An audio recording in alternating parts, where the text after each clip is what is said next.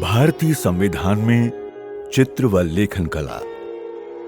भारत का संविधान दुनिया का सबसे बेहतरीन, लंबा व लिखित दस्तावेज है जो देश के लोकतांत्रिक ताने बाने की रीढ़ है। ये पूरे देश की विविधता को संरक्षण प्रदान करके एकता व सद्भाव को बढ़ावा देता है। हमारे संविधान निर्माताओं ने देश की अद्भुत विविधता से ओतप्रोत संस्कृति को संपूर्ण सम्मान देते हुए पुरातन काल से चले आ रहे जीवन मूल्यों को भी महत्व दिया है। प्रस्तावना संविधान की आत्मा है, जिसमें संप्रभुता, लोकतंत्र, न्याय, स्वतंत्रता, समानता व बंधुत्व आदि मूल्यों पर विशेष ध्यान दिया गया है। अपने इन्हीं मूल्यों के कारण भारत दुनिया का सबसे बड़ा जीता जागता लोकतंत्र है। इसकी विविधता, सामाजिक व सांस्कृतिक विरासत का सम्मान करते हुए भारतीय संविधान में प्राचीन काल से लेकर अब तक इतिहास को विभिन्न चरणों में चित्रों के माध्यम से दर्शाया गया है। ये चित्र प्रस्तावना से लेकर प्रत्येक भाग के प्रारंभ में बड़े शानदार तरीके से संजोए गए हैं। वैसे सभ्यताओं के इतिहास में चित्रों के माध्यम से संदेश देना कोई नई बात नहीं है, क्योंकि चित्र संदेश को प्रेषित करने का सरल व आकर्षक तरीका है। शायद यही कारण रहा होगा 26 नवंबर सन 1949 को पारित संविधान को हर तरह से अद्वितीय बनाने के लिए इसके चर्म पत्रों पर हस्तलेखन व सभी पृष्ठों को सजाने का भी निर्णय हुआ। इस निर्णय के साथ ही भारत की 4 से 5 हजार वर्ष पुरानी समृद्ध सांस्कृतिक परंपरा को दर्शाते चित्रों का भी चयन होने लगा। भारतीय संविधान की चित्रकला भारत की हजारों वर्ष पुरानी समृद्ध सांस्कृतिक परंपरा को दर्शाती है। इसमें आप देखेंगे कि सिंधु घाटी सभ्यता व अजंता की गुफाओं के भित्ति चित्रों से लेकर स्वतंत्रता संग्राम तक के चित्रों को बड़े ही शानदार ढंग से संजोया गया। इन चित्रों के माध्यम से विभिन्न दृष्टांतों को प्रस्तुत करने के लिए शांति निकेतन के आचार्य नंदलाल बोस तथा उनके साथी कुशल कलाकारों के दल को ये कार्य सौंपा गया। उन्होंने भारत के गौरवशाली अतीत व वर्तमान को कला के माध्यम से संविधान के प्रत्येक भाग पर अंकित करने के लिए अपने सबसे कुशल शिष्य व्यवहार राम मनोहर सिन्हा पर भरोसा जताया। सचमुच हमारे संविधान में उकेरी गई कलाकृतियां हमारी सांस्कृतिक धरोहर का ही प्रदर्शन है। जितनी खूबसूरती से संविधान को सजाया गया, उतनी ही खूबसूरती से तब के प्रसिद्ध सुलेखक प्रेम बिहारी नारायण रायजादा ने इसका हस्तलेखन भी किया। आइए आपको दिखाते हैं संविधान के पृष्ठों पर की गई सुंदर चित्रकारी की कुछ महत्वपूर्ण विशेषताएं। प्रस्तावना यानी संविधान की आत्मा। ये मुख्य पृष्ठ पूरे संविधान में सबसे अधिक सजाया गया पृष्ठ है, जिसे जबलपुर में पैदा हुए भारतीय संस्कृति के राजदूत व्यवहार राम मनोहर सिन्हा द्वारा कड़ी मेहनत से गढ़ा गया। इस पृष्ठ के चारों कोनों पर एक बैल, हाथी, घोड़ा और शेर के चित्र के साथ सीमाओं को फूलों की भित्तियों से सजाया गया है। सफेद हाथी, बैल, घोड़ा और शेर चारों ही भगवान बुद्ध के जीवन से जुड़े हैं, जो उनके आत्मज्ञान की उपलब्धि के साधन के रूप में देखे जा सकते हैं। प्रतीकात्मक रूप से बैल कड़ी मेहनत और समर्पण, सर पर दौड़ता घोड़ा वर्षों के शोषण और लूट से मुक्ति, हाथी नए ताकतवर राष्ट्र व शेर देश के नागरिकों की बहादुरी और साम्राज्यवाद की जंजीरों के टूटने का प्रतीक है।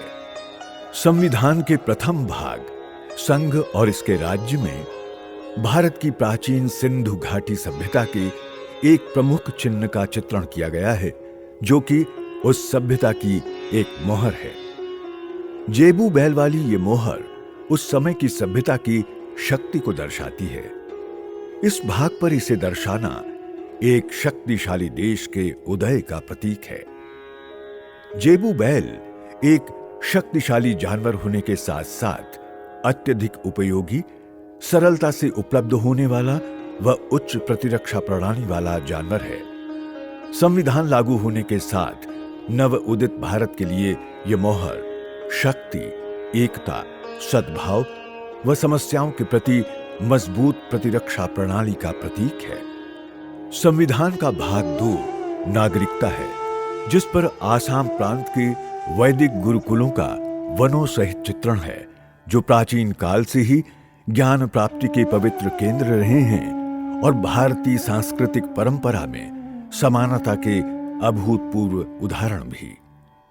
यहाँ के आचार्य छात्रों के सामाजिक स्तर को दरकिनार कर सबको एक समान दर्जा देते आए हैं। इस भाग पर यह चित्र भारतीय गणतंत्र को एक विशाल गुरुकुल की तरह दर्शाता है, जिसके समस्त नागरिकों के संविधान प्रदत्त अधिकार समान हैं। विविधता में एकता का ये अभूतपूर्व व अद्भुत उदाहरण है।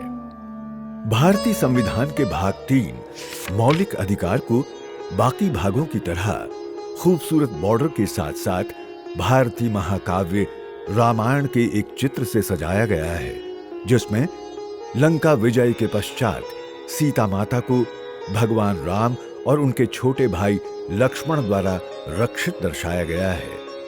यह चित्र बरसों की उदासीनता के पश्चात नए स्वतंत्र अधिकार युक्त व आनंददायक युग के आगमन का भी प्रतीक है। ये भाग प्रत्येक नागरिक को जाति, पंथ, लिंग या धर्म से परे बुनियादी अधिकारों का प्रयोग करने की शक्ति प्रदान करता है और सबको कानूनन समानता प्रदान करता है। यह चित्र पुरातन काल से चली आ रही भारत की नैतिकता, नैतिक मूल्य प्रणाली और उनके बचाव के लिए देश के भीतर एक न्याय प्रणाली के उत्थान का भी प्रतीक है। भाग 4 राज्य की नीति के निदेशक तत्व है, जिस पर दुनिया के सबसे बड़े महाकाव्य महाभारत के एक दृष्टांत से भगवान कृष्ण द्वारा अर्जुन को युद्ध के मैदान में पवित्र गीता के उपदेश देते हुए दिखाया गया है। गीता ज्ञान का सही संदेश और निर्देश देकर कर्तव्य पथ पर निर्भीक होकर चलने का प्रतीक है। इस पवित्र ग्रंथ के नैतिक संदेशों में राज्य और उसके नागरिकों का सामाजिक आर्थिक विकास और उसके लिए विनियमित निर्देशों का संकलन है। संविधान के 15 अनुच्छेदों वाले इस भाग में अर्जुन को राज्य व गीता को कल्याणकारी राज्य में अधिकतम और कुशल विकास के लिए आवश्यक व सही दिशा निर्देशों का प्रतिनिधित्व करते दिखाया गया प्रतीत होता है। संविधान का 5वां भाग संघ है, जो 99 अनुच्छेदों सहित सबसे लंबा भाग है। इस पर भगवान बुद्ध के जीवन की एक महत्वपूर्ण घटना ज्ञानोदय व उनके प्रथम संघ को ज्ञानोपदेश का चित्रण है। यह चित्र मानव जाति के नव उदय में सभी प्रलोभनों पर विजय प्राप्त कर अज्ञान से ज्ञान व आत्मबोध की यात्रा को दर्शाता है। यह चित्र संघ, उसके दायित्व, उसमें निहित शक्तियों व लोगों की अपेक्षाओं का भी प्रतीक है, जो इस बात पर बल देता है कि सामूहिक भलाई के लिए संघ को सही शासन का अभ्यास करना चाहिए। छठा भाग राज्य भाग क भारतीय इतिहास और सांस्कृतिक परंपरा के एक और महत्वपूर्ण चित्र को प्रदर्शित करता है। भगवान महावीर जैन धर्म के संस्थापक, 24वें तीर्थंकर और पार्श्वनाथ के आध्यात्मिक उत्तराधिकारी हैं। उनका यह चित्र सांसारिक मोह का त्याग, तपस्या, आध्यात्मिक जागृति, ज्ञान, अहिंसा और सर्वज्ञता के माध्यम से शरीर में व्याप्त वासनाओं व इसके अंगों पर नियंत्रण करके मानव को पीड़ा मुक्त कर मोक्ष प्राप्ति का प्रतीक है। इस भाग में वर्णित राज्य की कार्यपालिका, विधायिका और न्यायपालिका की संरचना, शक्ति और कार्यों पर यह चित्र सटीक बैठता है। सातवें भाग में पहली अनुसूची के भाग ख के राज्य और वे रियासतें शामिल थीं जिनको राष्ट्रपति द्वारा नियुक्त राज प्रमुखों द्वारा शासित किया गया था। इस भाग को सातवें संविधान संशोधन अधिनियम 1956 की धारा 29 और अनुसूची द्वारा निरस्त कर दिया गया। भाग 7 में सम्राट अशोक द्वारा बौद्ध धर्म के विचारों और सिद्धांतों को फैलाने का दृश्य दर्शाया गया है। सम्राट अशोक ने अपने गुरु चाणक्य के कुशल परामर्श से आज के ईरान से लेकर पूरे भारतीय उपमहाद्वीप तक एक विशाल साम्राज्य पर शासन किया। कलिंग युद्ध के परिणाम स्वरूप होने वाले दुख और हृदय परिवर्तन के कारण उन्होंने अपनी समस्त सांसारिक संपत्ति को त्याग दिया और स्वयं को बौद्ध धर्म को समर्पित कर दिया। ये रियासतों को युद्ध और विनाश से मुक्त किए जाने का प्रतीक है, जिसमें सम्राट ने राज प्रमुखों का प्रतिनिधित्व किया। भारतीय संविधान के भाग 8 संघ राज्य क्षेत्र में गुप्तकालीन कला और इसके कालांतर में विकास के चित्र शामिल हैं। गुप्त काल को आमतौर पर सभी प्रमुख धार्मिक समूहों के लिए उत्तर भारतीय कला का शिखर व स्वर्ण युग माना जाता है। इस अवधि में हिंदू कला में प्रतिष्ठित नक्काशीदार पत्थर से देव मूर्तियां बनी, जबकि बुद्ध आकृति और जैन तीर्थंकर की मूर्तियां बड़े पैमाने पर बनी। ये विशिष्ट तथा गतिशील कला शैली केंद्र शासित प्रदेशों, विशेष रूप से नई दिल्ली और इसके प्रशासन और विनियमन के महत्व का प्रतीक है। भारतीय संविधान का भाग 9 पंचायत, नगरपालिकाएं व सहकारी सोसाइटियां में महान सम्राट विक्रमादित्य के दरबार के दृश्य का चित्रण किया गया है, जिसमें नृत्य करती हुई नर्तकियों के चारों ओर राजाओं का घेरा है। यह चित्र कलात्मक दृष्टि से अत्यंत श्रेष्ठ है। इसके साथ साथ हाथ में धनुष बाण लिए सीमाओं पर जटिल योद्धा की मोहर भी है। सम्राट विक्रमादित्य अपनी उदारता, साहस और विद्वानों के संरक्षण के लिए जाने जाते थे। यह चित्र उनके शासनकाल की अदालत की खुशहाल स्थिति को दर्शाता है। नवरत्न या 9 रत्न सम्राट के दरबार में 9 असाधारण विद्वानों का एक समूह था, जिसमें बुद्धिमानी भरे निर्णय लेने की अद्भुत क्षमता थी। विक्रमादित्य के शासनकाल में पंचायत और नगरपालिका को अति समृद्ध कर दिया गया था।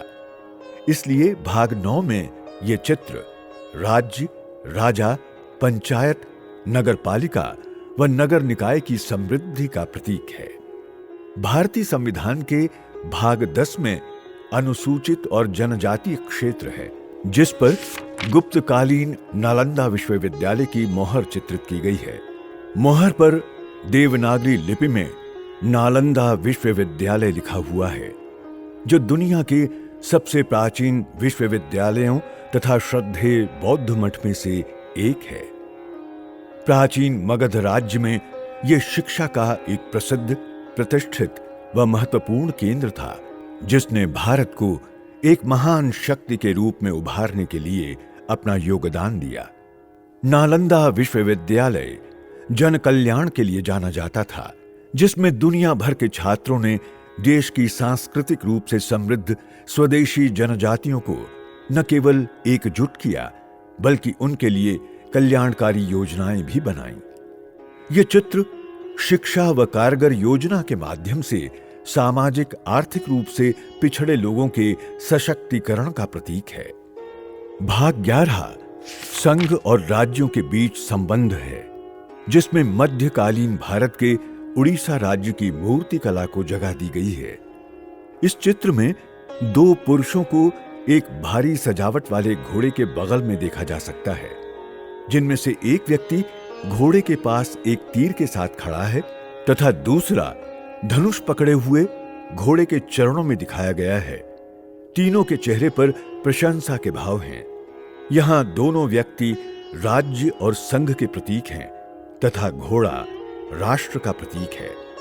तस्वीर इस विचार पर बल देती है कि कि राज्य और संघ को देश के सुचारू कामकाज के लिए सही निर्णय द्वारा सामंजस्य और इसकी पालना करने की आवश्यकता है। भाग 12, जो कि वित्त, संपत्ति, संविदाएं और वाद है, इसमें नटराज की नृत्य अवस्था की छवि को भ्रम के प्रतीक एक बौने व्यक्ति को रौंदते हुए दर्शाया गया है। इस छवि का उपयोग धन और संपत्ति के भौतिक गुणों के साथ उत्पन्न होने वाले किसी भी लालच या स्वार्थ को ध्वस्त करने के लिए किया जाता है। इस अवस्था के 4 चक्र वित्त, संपत्ति, अनुबंध व कानूनी दांव पेंच के प्रतीक हैं। ये चित्र निष्पक्षता, शक्ति, स्थिरता एवं दुर्गुणों के निरोध का प्रतीक है।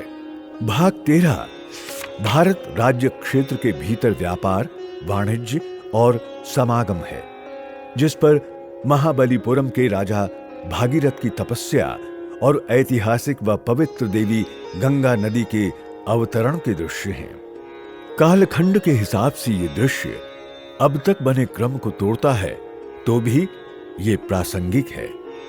गंगा भारत की जीवन रेखा है, जो लगभग 1/3 जनसंख्या का मां की भांति पोषण करती है तथा जिसके तट पर कई प्रांत व राजधानियां स्थित हैं। ये नदी प्राचीन काल से व्यापार का भी एक महत्वपूर्ण माध्यम रही है, जिसकी भूमिका का वर्णन प्राचीन ग्रीक यात्री मेगास्थनीज ने भी किया है। इस भाग की विषय वस्तु व इस पर अंकित चित्र में वास्तव में गहन संबंध है। भारतीय संविधान का भाग 14 संघ और राज्यों के अधीन सेवाएं है।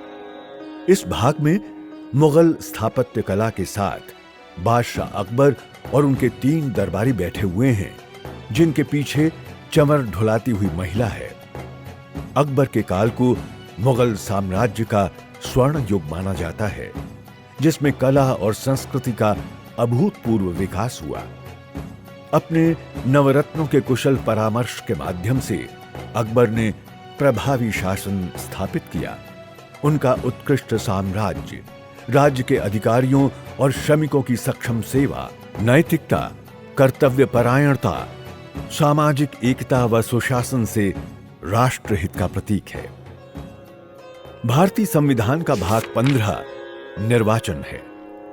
संविधान में पहली बार 2 अलग-अलग चित्रों गुरु गोविंद सिंह और छत्रपति शिवाजी महाराज को जोड़कर एक चित्र बनाया गया है। इन योद्धाओं में देश के प्रति अत्यधिक समर्पण भाव था। नागरिकों ने उन्हें प्रत्यक्ष चुनाव के माध्यम से अपना प्रतिनिधि बनाया था। उनकी अत्याचार के विरुद्ध नेतृत्व क्षमता, लोकहित के फैसले और असाधारण साहस के कारण उनके बलिदान के सैकड़ों वर्ष बाद भी उन्हें सम्मानित आदर्श व्यक्तित्व के रूप में देखा जाता है। दोनों ही योद्धा संकट के समय में सही निर्णय व नागरिकों की भलाई के लिए काम आने वाले प्रतिनिधि के प्रतीक हैं। भारतीय संविधान का भाग 16 कुछ वर्गों के संबंध में विशेष उपबंध है। इसमें टाइगर ऑफ मैसूर, टीपू सुल्तान और झांसी की रानी लक्ष्मीबाई की तस्वीरें हैं। दोनों ही योद्धाओं ने साम्राज्यवादियों के फांसीवादी शासन के खिलाफ लड़ाई लड़ी और देश को शोषण से बचाने के लिए अपना जीवन कुर्बान कर दिया। उनके अनुकरणीय जीवन और जन उपयोगी विद्रोही तेवरों ने ब्रिटिश शासन की नींव तक हिला दी थी। ये चित्र वर्षों तक शोषण व भेदभाव के शिकार वर्गों के हितों के लिए बलिदान का प्रतीक है। टीपू सुल्तान और रानी लक्ष्मीबाई के बलिदान पीड़ित व सामाजिक रूप से पिछड़े वर्गों के अधिकारों और हितों की रक्षा के प्रतीक है। भारतीय संविधान के भाग 17 राजभाषा में महात्मा गांधी और उनके दांडी मार्च का चित्रण है। गांधी जी का दांडी मार्च अंग्रेजों की भेदभावपूर्ण नीतियों के खिलाफ सविनय अवज्ञा आंदोलन को शुरू करने का सबसे अच्छा साधन रहा। यह आंदोलन राष्ट्रवाद व राष्ट्रीय एकता के लिए अत्यंत उपयोगी सिद्ध हुआ। इस आंदोलन की तरह ही हमारी राष्ट्रभाषा भी सभी देशवासियों की भावनाओं से जुड़ी है। और संपूर्ण राष्ट्र को एक सूत्र में पिरोए रखती है। गांधी जी ने भी अपने लेखन के माध्यम से राष्ट्रभाषा व स्वदेशी भारतीय भाषाओं के प्रति अपना सम्मान प्रकट किया। ये चित्र मजबूत विचार और राष्ट्रीय एकता का प्रतीक है।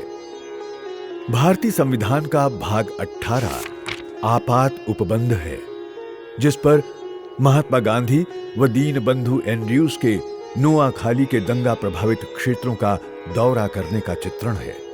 इस चित्र में एक हिंदू महिला गांधी जी को तिलक लगा रही है और कुछ मुस्लिम पुरुष खड़े हैं। ये दंगे भारत की आजादी के लगभग 1 साल पहले बंगाल के चटगांव डिवीजन में हुए। गांधी जी शांति और सांप्रदायिक सद्भाव को बहाल करने के लिए 4 महीने के लिए नोआखाली में रहे। ये चित्र उन आवश्यक कदमों का प्रतीक है जो आपात स्थितियों में देश की सुरक्षा व संप्रभुता की रक्षा के लिए उठाए जाने चाहिए। भारतीय संविधान का भाग 19 प्रकीर्ण है, जिसमें भारतीय स्वतंत्रता आंदोलन के प्रमुख नेता सुभाष चंद्र बोस को अन्य देशभक्तों का मार्गदर्शन करते हुए व आजाद हिंद फौज का सैल्यूट लेते हुए दर्शाया गया है। इस चित्र पर अंग्रेजी भाषा में लिखा हुआ है कि इस पवित्र युद्ध में उनकी फौज राष्ट्रपिता महात्मा गांधी का आशीर्वाद मांगती है। उन्हें मातृभूमि से अत्यधिक प्रेम था और उन्होंने ब्रिटिश सेनाओं को पराजित करने के लिए अन्य देशों से भी समर्थन प्राप्त किया। ये चित्र किसी योजना को साकार रूप देने के लिए विविध प्रकार के उपलब्ध साधनों को जुटाने, उनके प्रयोग व अन्य देशभक्तों के साथ साथ राष्ट्रपति, राज्यपालों, राज प्रमुखों और तत्कालीन रियासतों के शासकों के संरक्षण और सुरक्षा का प्रतीक है। भारतीय संविधान के भाग 20 संविधान संशोधन पर हिमालय के उतंग शिखर दर्शाए गए हैं, जो कि भारतीय संस्कृति और सभ्यता की ऊंचाई, दृढ़ता, विस्तार, कोमलता, स्वच्छता, विविधता व पवित्रता के प्रतिबिंब हैं। हिमालय भारत की रक्षार्थ बहादुर सिपाही की भांति अटिक खड़ा है। संविधान के संशोधन वाले भाग पर इसका चित्रण जन उपयोगी धाराओं की गतिशीलता व मूल ढांचे की दृढ़ता व विस्तार को दर्शाता है।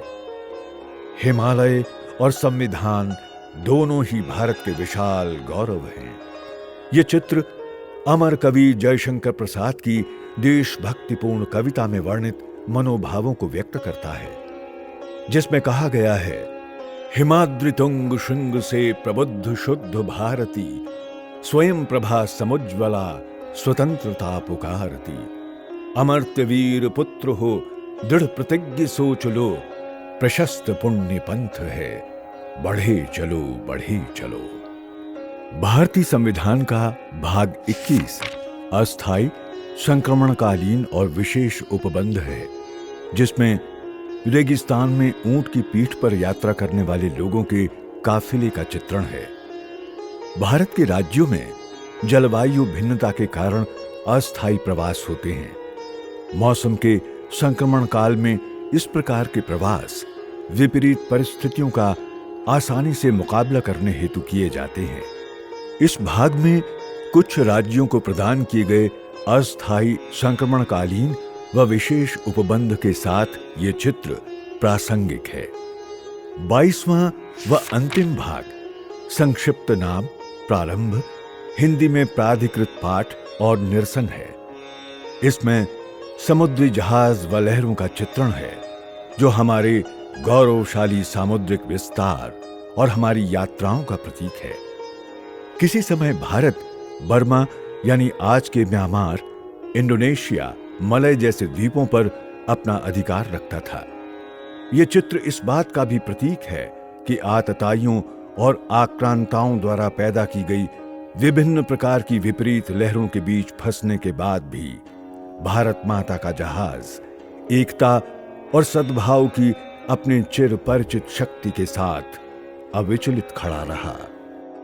विश्व प्रसिद्ध महाकाव्य रामायण व महाभारत सहित अन्य चित्रों से सजा हमारा संविधान विविधता में एकता व समृद्ध सांस्कृतिक परंपरा का अद्भुत उदाहरण है।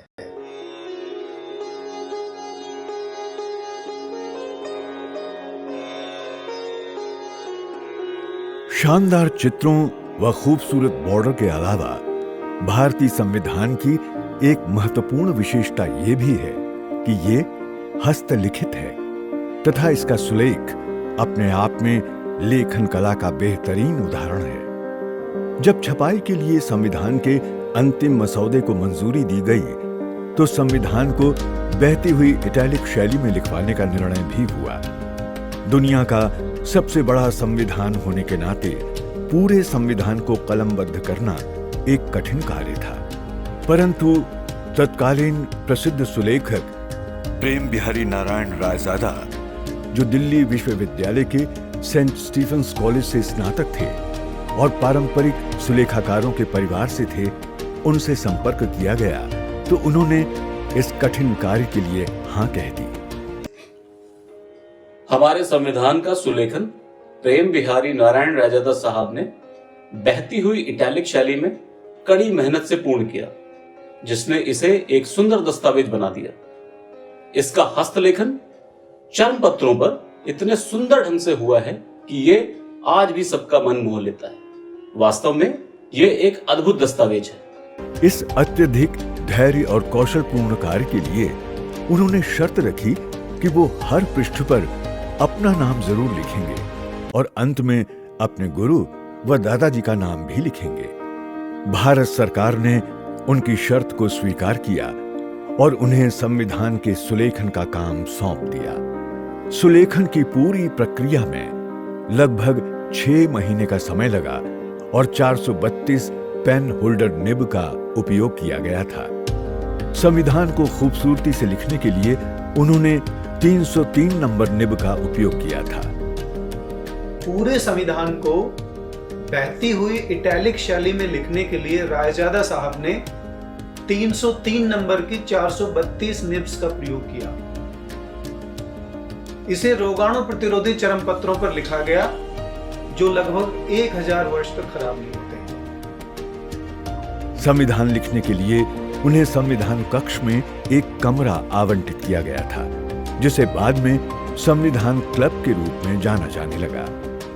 हस्तलिखित संविधान पर संविधान सभा के सदस्यों ने 24 जनवरी सन 1950 को हस्ताक्षर किए थे, जहां प्रथम हस्ताक्षर भारत के पहले राष्ट्रपति डॉक्टर राजेंद्र प्रसाद के, जबकि अंतिम फिरोज गांधी के थे। भारत का संविधान न केवल सबसे लंबा लिखित संविधान है, बल्कि ये चित्रकारी व लेखन कला का भी एक नायाब नमूना है। जितने खूबसूरत इसके प्रावधान हैं, उतने ही सुंदर इसकी विविधता, ऐतिहासिक धरोहर, कला व संस्कृति को प्रदर्शित करते चित्र व सुलेखन हैं। ऐसे अद्वितीय व जन कल्याणकारी संविधान पर हमें गर्व है।